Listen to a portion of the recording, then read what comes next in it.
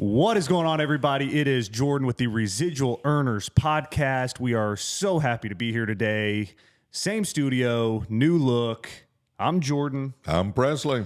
And let's get this thing rocking. We're going to talk about starting your own business, knowing, fundamentals, how to grow a business, kind of some business concepts that we think would be very helpful for a lot of people. We got TikTok Live going. We've got multi-cameras.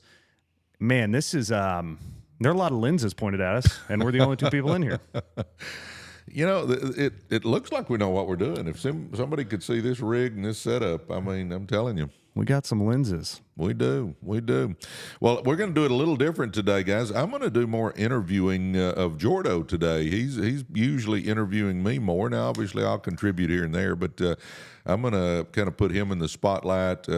He has started multiple businesses, and what we're going to do right now is not going to be talking about maximizing profits and all that.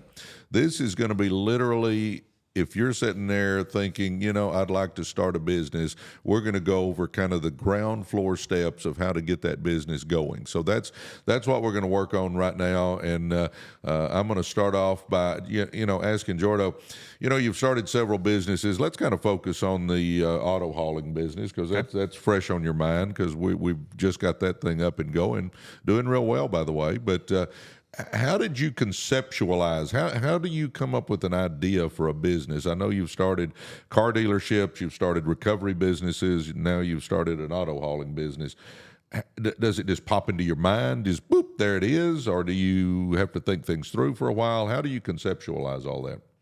With the businesses we've started off of the car dealerships, I make sure that the business is there where I can take as little risk as possible. And what I mean by that is the car dealerships, with the auto hauling stuff. We had a 9-car hauler we had 7 locations, a recon center. We're sending cars all over the state. We get a truck, the Vamos 18-wheeler. We get that and we put it on the road. Now it's going. And then obviously a buddy of mine comes to me saying, hey, I've been brokering for a long time. There's a business here. And so look at it, say, I've already got the truck. We can expand this. Let's try it with this first truck. And from there, if it works, let's go. Now, I'm on the hook for the insurance on the truck, which is, it's not cheap. It's, $3,000 a month. I got fuel and I got a driver. Well, fuel and driver, I'm not paying them unless the truck's moving. So I'm not concerned about that, because unless we're making money, I'm not paying that. We have no payment on the truck, on that free and clear. So now it turns into I'll front the insurance to see if this thing's gonna work. Very minimal risk, and you get to see what it's going to become before diving into the deep end, putting a lot of money in, and then either sinking or swimming. But what I like to do is, which I've kind of learned from your good buddy Robert, is we have a company now. What verticals can we go off of with that? Start new businesses that support this business, and that's kind of what I'm talking about, mitigating risk, and that's kind of how I go about doing that.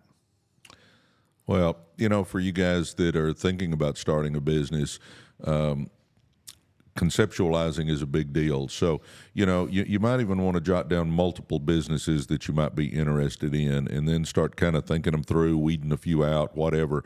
But I always tell people, one, there needs to be a need, because that's what business is all about, is finding a need and fulfilling it. It needs to be something that you can do at a high level. You may not be an expert to begin with, but you feel like you could become an expert at it. And then, number 3 is something that you like. I mean, something that that you enjoy doing. So I think that's big keys in starting a business. And I know from talking to Jordo that he enjoys the auto hauling business. He really gets into that. Well, it's a business, obviously with the auto finance business that we've been in for years now. There's so many different factors and different facets to that business, and they all have to tie in together for success. And then also, it's a tougher business from the fact of, we sell a car today. We are the bank that finances the car. Now, over the next 4 years, we're getting paid back. So it's not, with the auto shipping, auto recovery businesses, it's you go do the work, and then boom, that next week, you're getting paid for the work, which is nice from a cash flow perspective. And the auto lending business has always been a tough cash flow management business where, when you're getting cash on delivery places, it really helps with the cash flow, the forecasting. It just makes it a lot easier. So you're saying we're not going to be on the hook for millions of dollars in the finance business? That's it. That's it. Sleep better at night, huh? Sleep better at night. Yeah. It always helps to sleep better. All right. Now, I know you've worked on a business plan. I know you're proud of it because you've shown it to me and you've detailed it out. These folks are wanting to start a business. They need a business plan. Talk to them about kind of how you went about that. Well, this business has a lot of fixed cost, and it also has a lot of costs that are a percentage of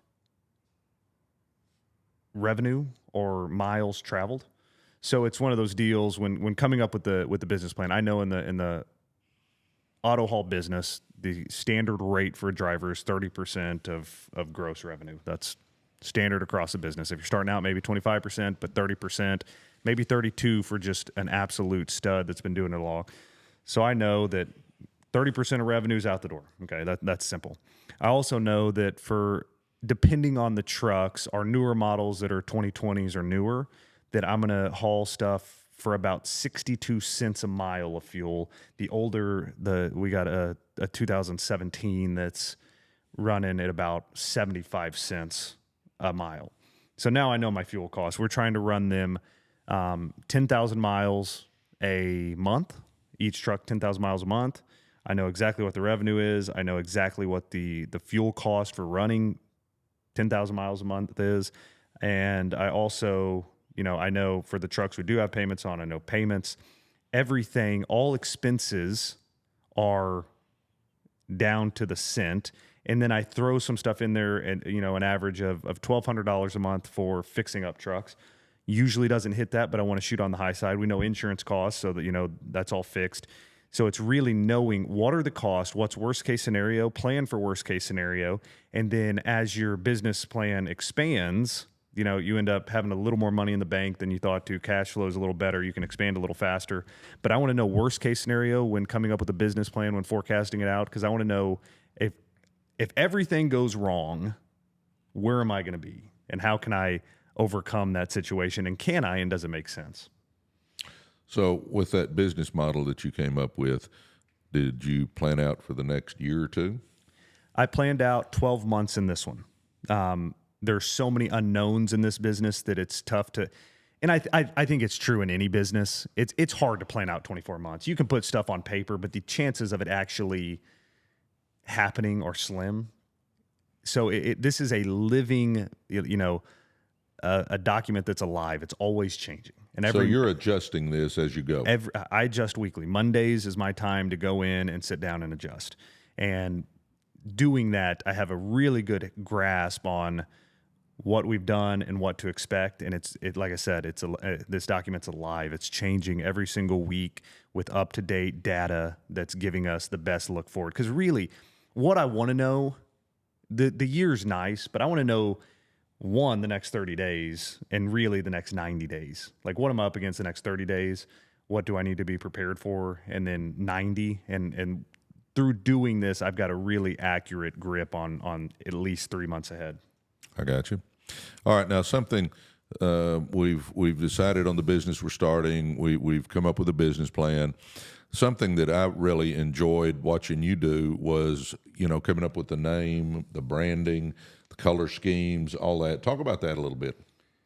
So yeah, we're S2 on a lot of different companies right now, but that's obviously we're business partners in the deal, so it's Swaggerty times 2 kind of deal. So S2, you got S2 Recovery, S2 Logistics, S2 Auto Haul, S2 Leasing. We got quite a few S2 companies that it's been fun. I enjoy the coming up with logos. I enjoy seeing things. I enjoy that creative sense, which is one reason I wanted to start doing the podcast. I enjoy, having my mind work more creative ways. But it's trial and error. You get, we got a great company we work with and, get designs back from them and see stuff and tweak stuff and get the colors right, on the recovery trucks, the black with the chrome S2 on it, it looks awesome. and it's something that I really enjoy kind of taking my time on. I think it's important to take time on it. Don't rush it because you want it done. Take time. It's something that branding is so important in businesses, and it's something, don't rush it. Take time and get exactly what you want, because whether it takes a week or 2 weeks longer to really take the time, that's a blink of an eye when it comes down to it. Yeah, a blink of an eye. This is our 12th podcast. I know. 12th podcast. Kind of crazy about that. Well, Okay. I think it's crazier with what, everything we got going now. I tell you. You're kind of proud of all these cameras and lights and stuff, aren't I'm you? telling you, if you listen to it, which we've been getting, we're so grateful for the feedback and the views on every platform. We definitely do better on the podcasting platforms themselves. If you are listening to us on the podcasting platform, go to Residual Earners on YouTube, type in Residual Earners, come find us, check out the set that we got now. We have dove into multi-camera. I hope we got 3 cameras set up. I hope they're all recording. And then if they are recording, I just hope I can put it all into one video. So go check it out, but bear with me. Don't be too mean to me in the comments. Oh my gosh. All right. We've come up with our idea. We've got a business plan. We picked a name and some branding. All right. Number 4 on my list here to visit with you about, Jordan. You got to legally start a business. Let's start with a location. How do you pick a location? Well, the logistics and auto hauling business is not as location based because you're going after clients all over the country. But obviously, something that works for the type business you're in, being an office on a major thoroughfare through Dallas, that's key for that kind of business. When it comes to the car business, obviously, we do so much studies of the demographics of the area, the populations, knowing exactly who's there. And then once you find out who's there, it's, does this make sense? Is this easy in, easy out? A lot of our dealerships on the highway, do I have a exit ramp that's coming where people can get off? Because nobody wants to go and turn around. Nobody wants to make it tough to get to. So making sure it's an easy, accessible location. There's just a lot of different factors when coming up with a location that you need to think about depending on what kind of business that you're getting into. Yep. All right. And again, these can be shorter answers because I got several of these, Jordo. The structure of the business, sole proprietorship, LLC. How do you come up with what kind of structure you want your business to be? Ask an attorney, and I'm not an attorney. It's we do a lot of LLCs. That's what works for us. But definitely seek counsel, get with an attorney, find somebody that knows what they're talking about, because just asking a friend is not a great idea. Even though you think they may know a lot, they may lead you down a wrong path. So really getting with somebody who actually knows the space, knows exactly how the business should be set up and what works for you from taxes, liability issues, whatever it may be. I got you. Getting a tax ID number. Again, there's ways to do it online. I run all that through our attorneys. It just makes it so much easier, lets me focus on the stuff that I'm good at. And sometimes, obviously, starting your first business, cash may be, these businesses eat up cash, so it may not be that easy and you may have to put in the work. But where we're at now, I run everything through Chris and let him handle it. I know it's done correctly, and they help me out with a ton of stuff on the back end. I got you. Opening a bank account. That's fun. You're going to need your tax ID number. And luckily, like I said, it's important to get, I think this is an important topic. It's important to get with a bank you have a good relationship with, because I was fortunate that, God, when I was probably, you were doing houses when I was born, flipping Yes. and doing all that stuff. So the bank that all of our S2 stuff runs through is still the same bank president, Jamie Miller, that you had back before I was born. And, we went to lunch 2 weeks ago with Jamie and have such a great relationship. And the reason why that's important is I'm in the process of moving all of my personal stuff over to Jamie's bank. And the reason I want to do that is I can make a call. Everybody knows me by name. When I need something done, it happens quickly. I'm not picking up the phone, calling a corporate office that nobody knows who I am. I have a personal accounts with Bank of America, And it's like, if I need to transfer, $1,000, it's an act of Congress. I got to come in with documentation and ID and all this stuff. And it's like, this isn't this isn't fun.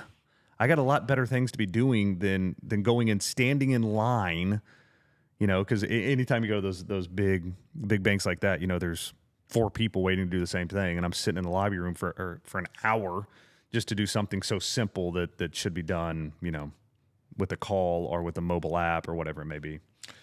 Well, a word of advice that I recommend highly is, if you can get with an independent bank, that's great. Try to get with a smaller bank. If you don't have an option, you got to be with a bigger bank. Know the people in your branch that you're into all the time. Talk to them. Go up there and take them some donuts or something. Get to know those folks where they'll take care of you if they know you, and you're not just a number at a smaller bank. Like Jordan said, when we walk in, it's hey Presley, hey Jordan. So anyway, bookkeeping software, Jordan. I'm a QuickBooks. I know it. For y'all that don't know, I graduated college after 12 years with a corporate accounting degree. Now, I was not at college for 12 years. It took me 4 years of actual work, but at 12 overall. So I understand accounting. I enjoy accounting. With the car business, that got so big that I didn't take as much part of it as I should have. But with the S2 companies from the get-go, I've set up the QuickBooks, running stuff through our CPAs. They check me on the back end, make sure we're good. When I need something that's a little above my head, they chime in, get it done. And then obviously they help with all the filings. Having a CPA you can trust. Again, Flynn, how long has Flynn been part of our lives? I went to college with him. And you're kind of getting the trend here, guys, that it's know who you're dealing with. If you're in business, know who you're in business with. Know your CPA, know your bank. These are the people that make your life a lot easier if you have a great connection with them. And I think that's so big. I agree. What about a website? That's interesting. There's a bunch of different directions you can go on this, from building it yourself to hiring somebody that knows what they're doing. And again, it's where you at in your business, how much additional capital do you have to start with? Because, starting off, in the car business, when we were just getting going, we ran it through our DMS system, and they had a website they created for you that was, $150 a month. And they did all the work. Now, this is just a template that they put your logo in, and it works. Nothing great. It's not Google ranking where you need to be. It's not the best of the best, but it works. Once we got bigger, and in our other businesses, and with the ACN business we have hired somebody that actually knows the space, gets us a custom-built website that talks to Google. It's constantly being updated, where Google is reading it, and when Google comes out with new updates, we're adjusting our website to talk to Google, where we're ranking higher, we're getting leads, we're doing all of these things that, just a basic template is not going to get you. But again, it's how much money do you have when starting? What kind of business are you in? If I make the argument, if I'm starting a retail sales business, and that may be where I want to allocate money, because I need that traffic. I need people viewing my site. I got a product to sell. It all depends on what kind of business you're starting. Where for us in the auto hauling business, we're going to big companies and having meetings with them about, earning their business. We're not going to get anybody a lead on, GM's not going to look us up on the internet and say, hey guys, can you haul some cars for us? It's us seeking them out and talking to their people and trying to make something happen. Yes. And in lots of businesses, especially for the folks that are looking at this, wanting to start something online, leads are the big key. Huge. And having that website that can help you get some leads is huge. All right. We've conceptualized. In other words, we've got our idea. We've drawn up a business plan. We've picked a name and done a little branding. Legally, we've got all that stuff taken care of. We've got our entities and all that. My next one is, and you can reference this with maybe the auto hauling business, Jordo, but you've assembled a team. Every step is important, but I think that may be the biggest lessons learned in my 8 or 9 years of owning a bigger business. Starting out, you're so eager to just get somebody hired, get them in a seat so you don't have to keep doing the tedious jobs. That, I think that's, when it was just the three of us that started the car business together in a room, like we're so excited to get somebody else in the door, and it didn't matter who it was, just I don't want to be calling people all day long, so get somebody in here to do this. And what you come to find out is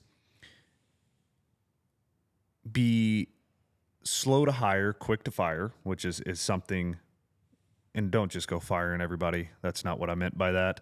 But if somebody does do something that crosses the line, or is not doing their job, get them out of your organization and get somebody in there that's right. And we've used, Culture Index to do personality test and really learn who we're getting now before they step in the door.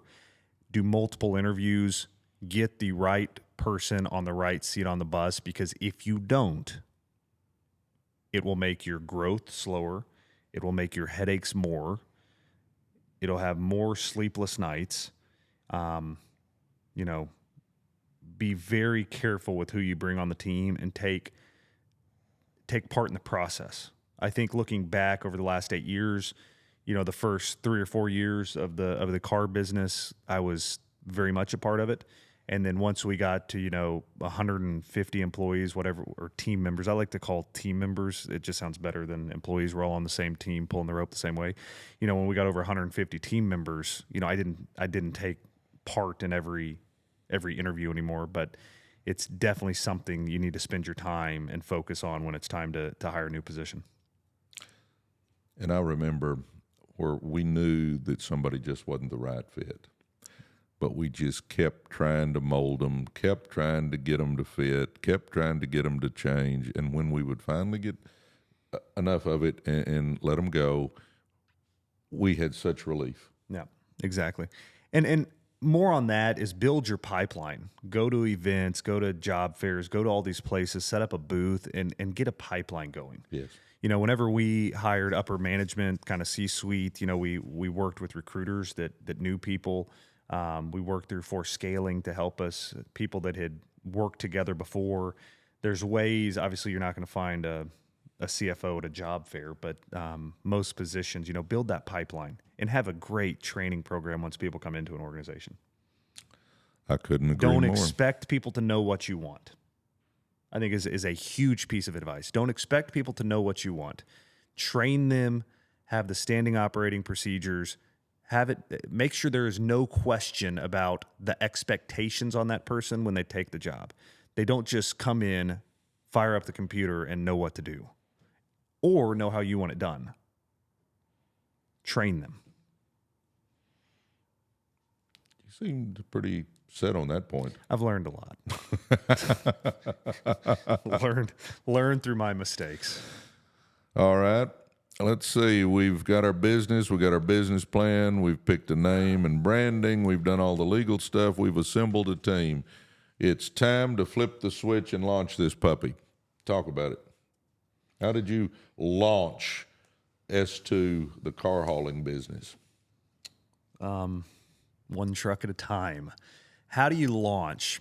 It's obviously putting in a lot of hours ahead of time to know where you're going when it's time to get rolling.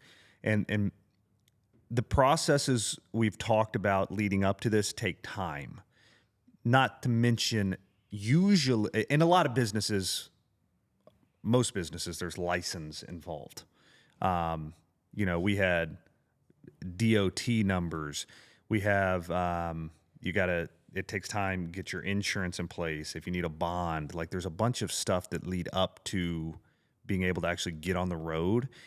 And, while I'm waiting 30 days every time we get a new DOT number for a different business, for that to go active. I can't be on the road until those 30 days are up and it becomes active. There's not a whole lot going on. There's no money coming in. There's no bookkeeping that needs to be happening. But what you're doing is getting everything set up so when you do take off, it's a seamless process. And I think that's,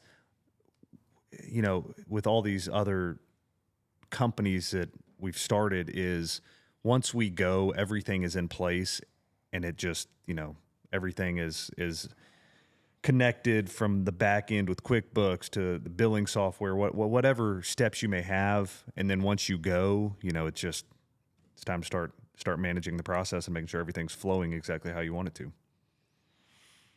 Well, all right. The last one I've got on here is one that you and I talk about quite often, and that is expanding and scaling. I heard you talking to the TikTok Live group, which we're thankful that I still see people popping in on TikTok Live, which is awesome. I heard you tell when we started out ahead of time, make money with your first location. And that's one thing you can learn from us. We expanded the car business rapidly, multiple locations, and too fast. And when doing that in the finance business, you don't cash flow for years. And I'll give everybody an example. We sell, we go out and buy a car for $10,000. We sell it for $13,000. We get $1,000 down. Okay, so now we put $12,000 on the street that we're getting paid $350 a month for. So every time we sold a car, it's $9,000 that we came out of pocket, or once we got big enough and had a banking relationship, funded the deal. And you don't cash flow until you kind of stabilize the portfolio. And so when you're growing really quick, you're just pushing that out even further on the horizon. So know what you're doing there. Have what we talked about, a business plan where you can see when that, in that certain type business, when you will start cash flowing. For, in the trucking business, we know when that point is. And it takes a lot of stress off of the business owner to take growth a little slower and get that cash flow going before really expanding, getting the bottom line positive before expanding. Because there's a lot of stuff. It's hard to cash flow. It's hard to be, positive on the bottom line those first few months of starting up, because there are just so many expenses that go with most businesses starting out, except network marketing, which is the greatest deal out there, I think. Yeah, most network marketing companies you can start up for a few $100s, not hundreds of thousands or millions or whatever it turns out to be. And what's kind of ironic about that, Jordan, is we still make more money with the networking business than we do any of our other businesses, and have infinitely less invested. Anyway, all right, we've picked a business we want to get in. We've talked about a business plan. We've talked about getting a name and some branding. We've talked about all the legal stuff, assembling a team, launching that business, and then, when it comes to expanding. Jordan, let's wrap up, but give folks, I wouldn't do it any other way. I'm an entrepreneur at heart. We've always been entrepreneurs. Talk to people about the pluses of owning your own business. The pluses. I mean, this is a long list. For a family man, and this is something, guys, a lot of y'all know my dad, but it's been awesome getting, new follow. Our reach has gotten further out there now that it's a lot of people that we don't know, which is really cool. So a little bit about Presley. He's always been, from the time I was a little kid and he stopped coaching, he's always owned his own business. And I played sports growing up. He was at every single game. Went to Arizona State for college. My parents bought a house out there. I think, besides the conventions that you had to be at each year in March, I think those were the only weekend games you missed in my 2 years at Arizona State. I think we missed 5 games in 2 years. 5 games in total, and that's road games too. They'd come on the road and watch us. And the relationship grew so much through those years. And that's the perk of being a business owner. That's one of the major perks as a family man. It was so awesome that even my teammates are still friends with my dad because he was always there. Jake Borup, Devin Marrero, Leak, guys that, I still talk to, or that you still FaceTime some of them, and it's stuff like that that's awesome. It's not having a boss, not having to feel like you go into work and somebody's over your shoulder watching you all day long. There's so many perks to being a business owner. Not even to mention the from a tax deduction standpoint and some other things that come along with owning your own business. And no ceiling. No ceiling. Nobody's telling us how much money we can make, where we need to cut it off. We can't pay you this or whatever it may be. You do what you want. And on a Tuesday morning, we're sitting here together, hanging out, podcasting. I went to Target today. I did some shopping. I hope y'all like our table and chairs, and we got a rug down here from the old Target. But nobody was saying, hey, you need to be in the office this morning to you got to get this done. It's making your own schedule. It's being flexible, and it's spending time with your family, which you only get one chance with these kids, only get one chance with the wife. I want to spend as much time as possible. I want to be at the events. I want to be like you were with me, where I'm there with them, and they know who their number one fan is, and he's not sitting at the office with somebody telling him he can't leave to go to a game.